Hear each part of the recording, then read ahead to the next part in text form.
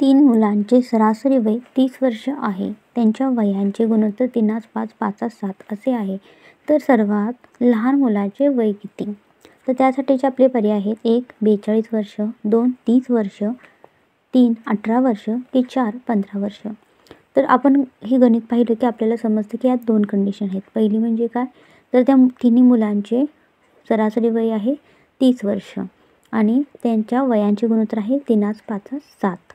तर आपण पहिला काय करणार आहे, तर ते अनुक्रमे आपण त्या 3 मुलांचे वय 3x 5x आणि 7x मानणार आहोत. आणि काय सांगितलेलं आहे की तिघांची सरासरी वय 30 आहे. आता सरासरी म्हणजे काय, तर त्या तिघांच्या वयांची बेरीज भागिले 3. तर आपण काय करणार आहे मग 3x अधिक 5x अधिक 7x भागिले 3 बरोबर सरासरी दिलेली आहे 30 घेतली.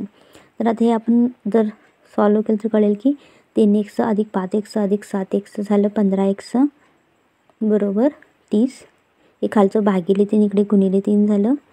तर आपल्याला x बरोबर काय मिळणार आहे, 30 गुणिले 3 90 भागिले हे 15 आणि x बरोबर 90 भागिले 15 म्हणजे 6. तर आपण लहान मुलाचं वय मानलेलं आहे 3x. त्यामुळं xची किंमत आपल्याला मिळालेली आहे 6. तर 3 गुणिले 6 म्हणजे 18 वर्ष. तर सर्वात लहान मुलांचं वय काय असेल, पर्याय क्रमांक 3 18 वर्ष.